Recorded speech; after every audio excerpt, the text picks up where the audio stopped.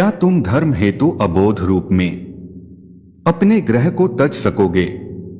क्या तुम भी द्वारकाधीश ना होकर मेरे कान्हा बन सकोगे?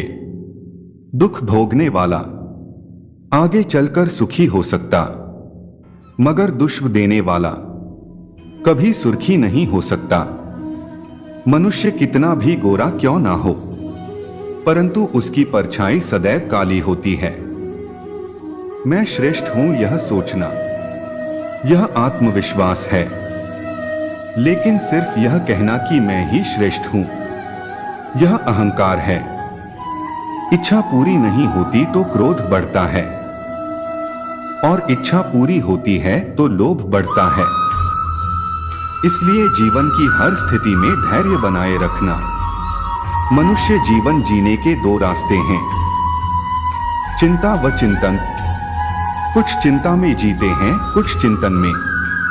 चिंता में जीने वाले हजारों हैं, और चिंतन में दो चार है।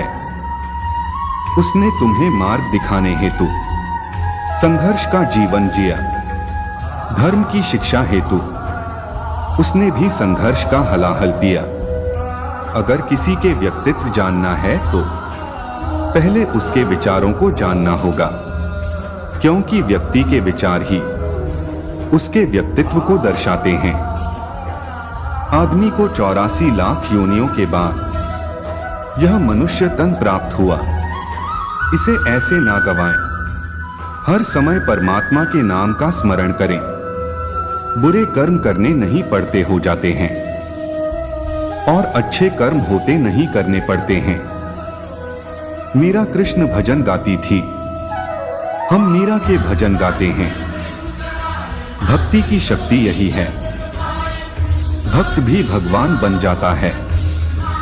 मन करे कृष्णा कृष्णा, धड़कन करे कृष्णा कृष्णा, हरे कृष्णा कृष्णा कृष्णा हरे। अरे वह स्वयं भगवान था, जो कुछ चाहता कर सकता था पल भर में अपना काम करके, फिर से नंदगांव बस सकता था। मीरा श्याम के पीछे पागल हैं, तो श्याम राधा के ना जाने कितना भटकना होगा। इस प्रेम के वास्ते जीवन ना कल में है, ना आज में है, जीवन इस पल में है। इस पल का अनुभव ही जीवन है।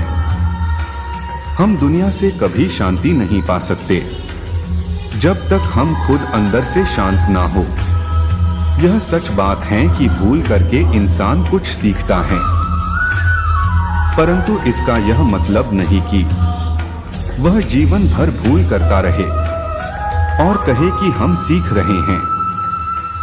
फल की अभिलाषा छोड़कर कर्म करने वाला पुरुष ही अपने जीवन में सफल बनता है। प्रेम का अनुभव एक ऐसा अनुभव है जो व्यक्ति को कभी परास्त नहीं होने देता। क्या सदा मौन रहना उचित है? नहीं, इतिहास साक्षी है। संसार में अधिक विपदाएं इसलिए आई क्योंकि समय पड़ने पर मनुष्य उसका विरोध नहीं कर पाया। जीवन को भगवान से जोड़ दो, सब भगवान पर छोड़ दो। शांत रहना सही है, पर जब गलत हो तब नहीं। खुशियां मन की एक स्थिति है, बाहरी दुनिया से इसका कोई लेना देना नहीं है। भगवान सभी लोगों मन में बसते हैं और अपनी माया से उनके मन को जैसा चाहे वैसा घड़े की तरह गढ़ते हैं। आत्मविनाश और नरक के 3 द्वार हैं, वासना, क्रोध और लोभ। कृष्ण कहते हैं, अहंकार मत कर किसी को कुछ भी देकर, क्या पता तू दे रहा है या पिछले जन्म का कर्जा चुका रहा है। किसी दूसरे के जीवन के साथ पूर्ण रूप से जीने से अच्छा है कि हम अपने समय के भाग्य के अनुसार अपूर्ण जिए। यह दुनिया एक पाठशाला है और ईश्वर इसके गुरु। वह कठिन परीक्षा केवल काबिल व्यक्ति की ही लेते हैं। कृष्ण कहते हैं, जब जब संसार में धर्म की हानि होगी और अधर्म की विजय, तब तब मैं इस पृथ्वी पर अवतार लूंगा। बुराई बड़ी हो या छोटी, हमेशा विनाश का कारण बनती है, क्योंकि नाव में छेद छोटा हो या बड़ा, नाव को डूबा ही देता है। मनुष्य को अपने जीवन में किए गए कर्मों के परिणाम से होने वाले फलों की प्राप्ति की चिंता को लेकर ग्रसित नहीं होना चाहिए। उसे तो बस सच्चे मन से सत्य कर्म करते रहना चाहिए। समय रहने पर ईश्वर उसे उसके कर्मों का फल जरूर देंगे। अपनी पीड़ा के लिए संसार को दोष मत दो, अपने मन को समझाओ। तुम्हारे मन का परिवर्तन ही तुम्हारे दुखों का अंत है। जो एक गुनाह माफ ना करे वो है न्यायाधीश, जिसकी शरण में जाने से हजारों गुनाह माफ कर दे, वो है द्वारिकाधीश।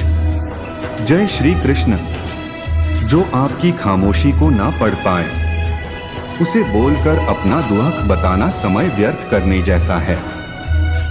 ईश्वर ने हमारे भाग्य में जो लिखा है